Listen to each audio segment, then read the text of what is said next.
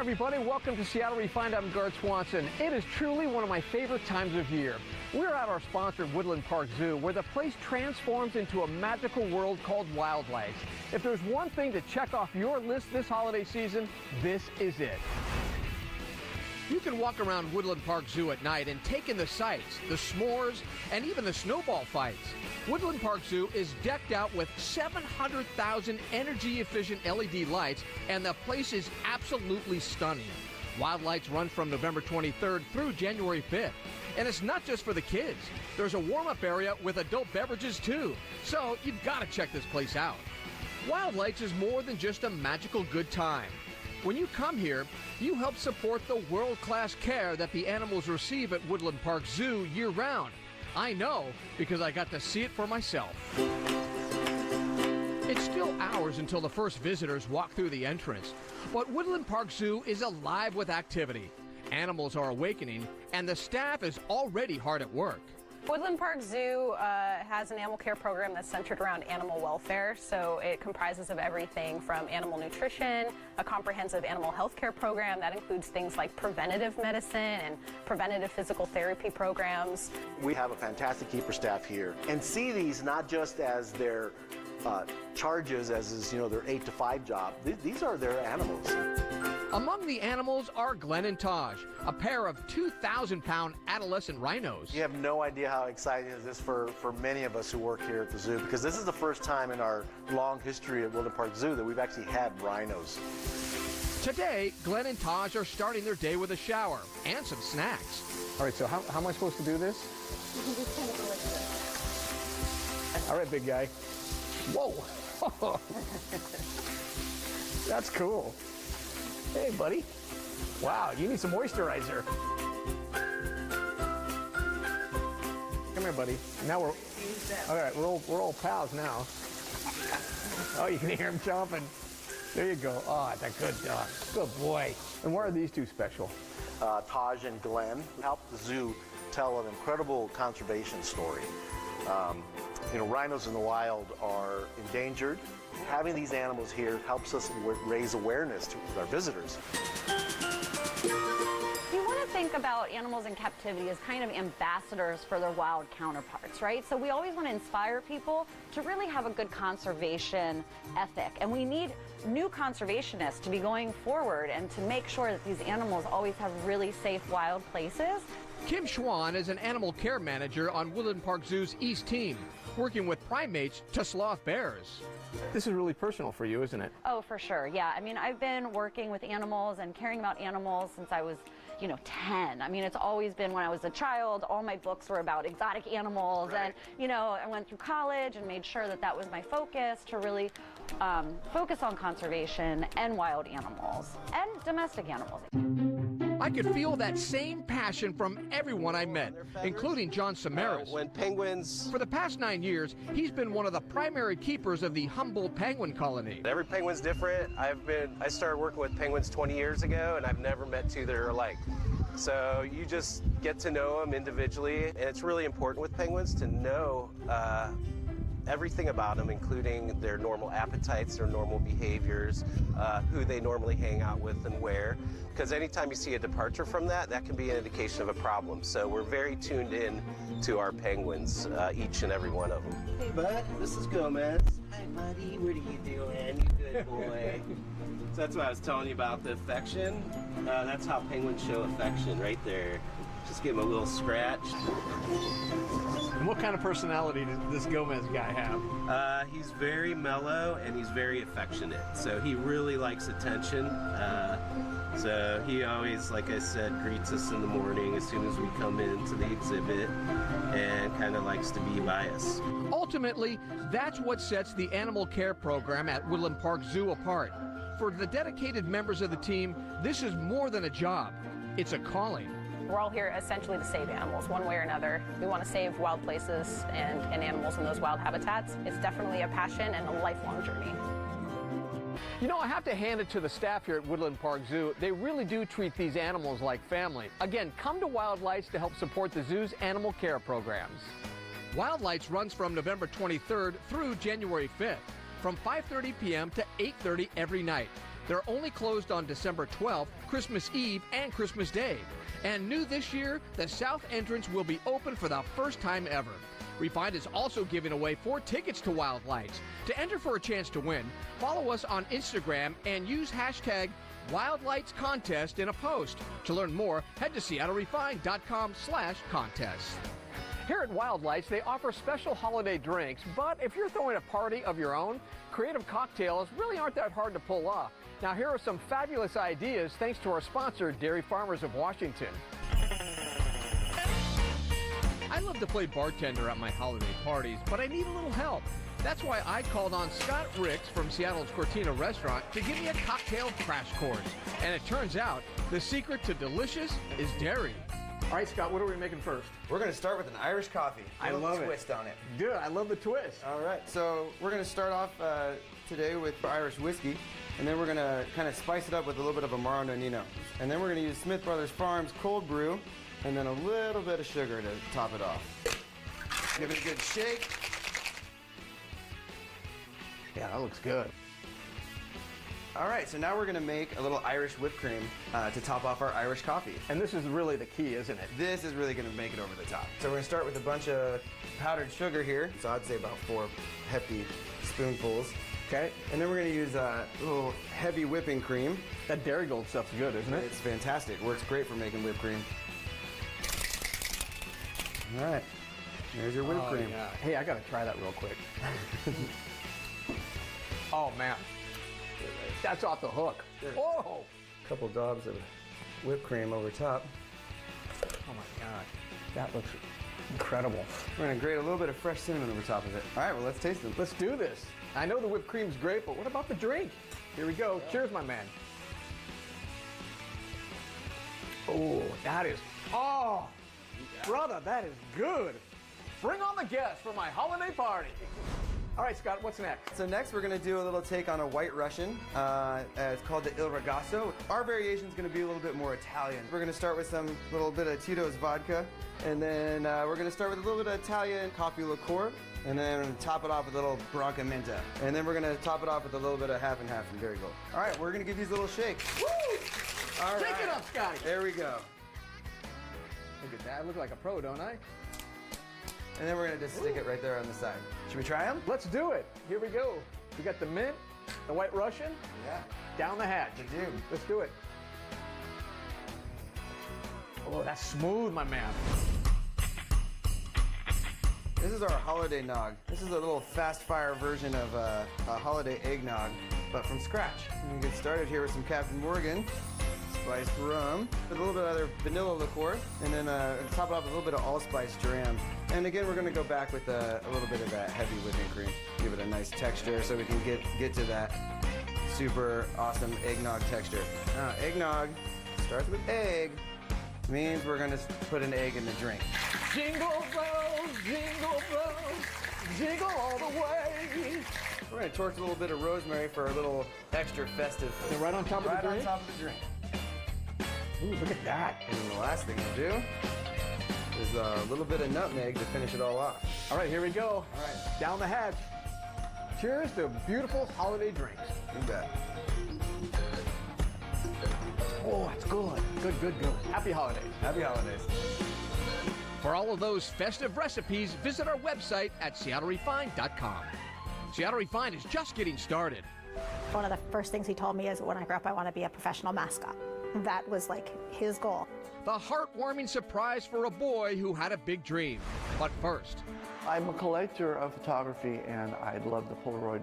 the new exhibit that proves a picture is worth 1,000 words. We'll be right back.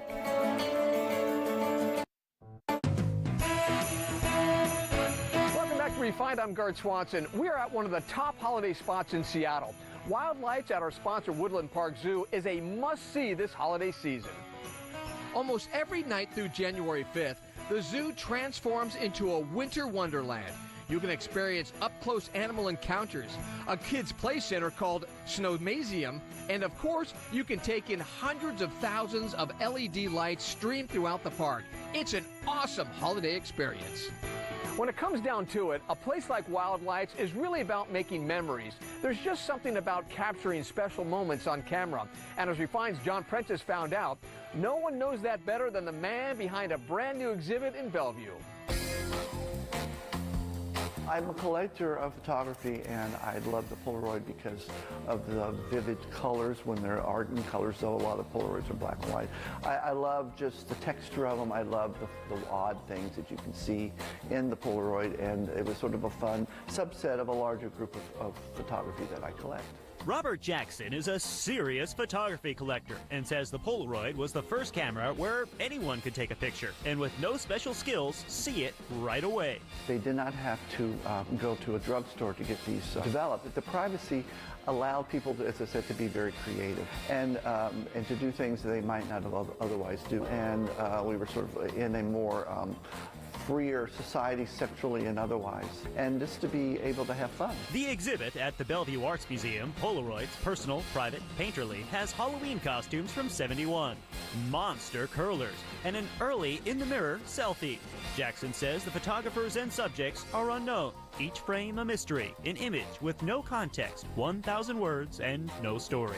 Just regular people, frozen in time. So what do you see here? Well, I just love the accidental quality of this picture. Really, in a lot of ways, it's a mistake that's blurred in the foreground, and they've chopped off the head of the Statue of Liberty behind. But it's the hook, the thing that really sort of grabs me is the fact that there's this blimp in the photo that just is perfectly aligned so that when you see the photo, you're like, wow. Polaroids, Private, Personal, and Painterly. So I'd say a lot of people don't think that Polaroids can be high art, but look at this stuff. This is wonderful.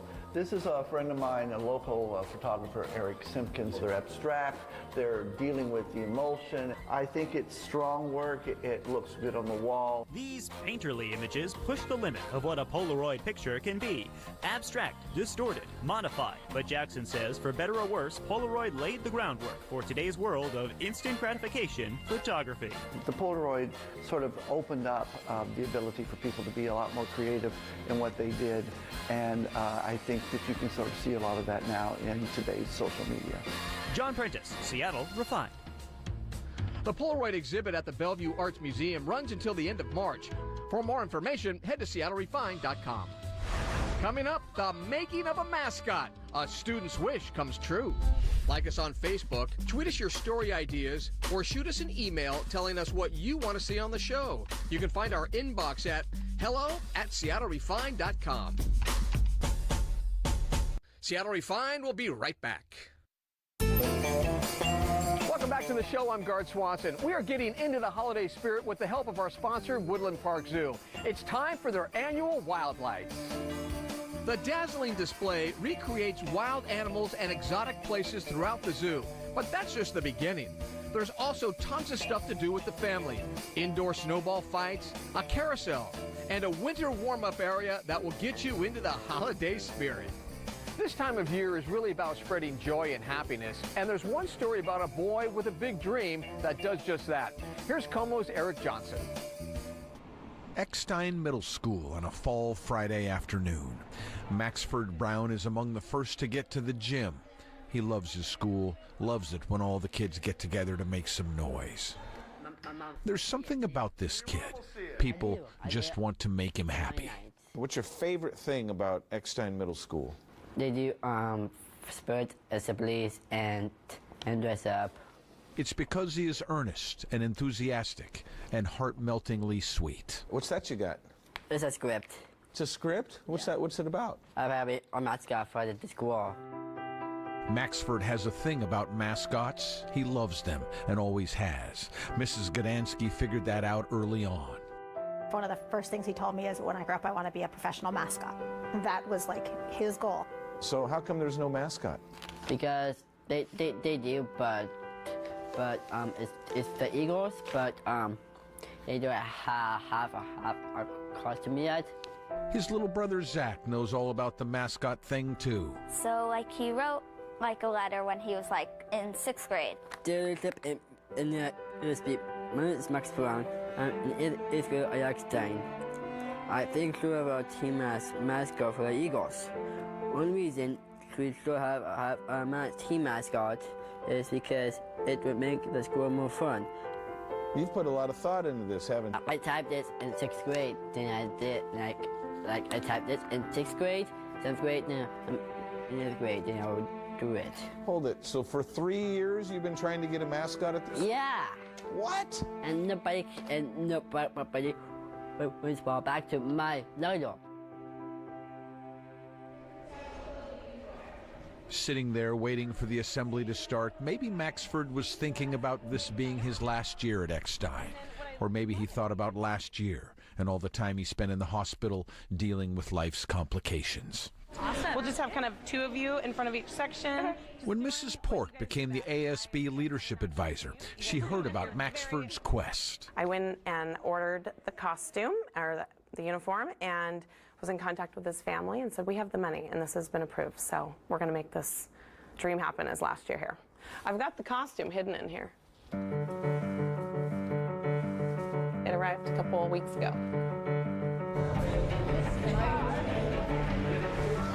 The rest of the kids showed up. The Roosevelt High School cheerleaders were there and everything.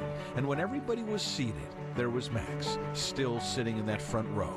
And that's when something extraordinary happened. We would like to start the assembly off with acknowledging a fellow student of ours. Maxford, can you come on down?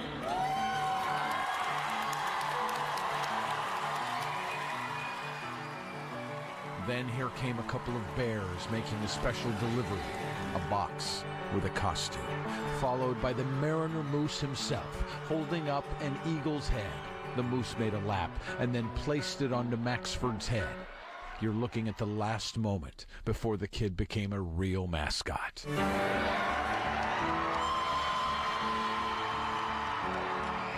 There were cheers, and the moose clapped, and Maxford must have been thinking, now what? In the locker room, moments later, Dad helped him get suited up. This is my dream to be on this mascot for the school, and this my dream forever. That this become my famous now. I'm famous. It was time to earn his wings, but Max was nervous, unsure of himself, and his beak kept getting in the way. He was having trouble seeing, and that big sign wasn't helping much. But bravely, he walked out, energized by all the cheering, but blinded by the noise.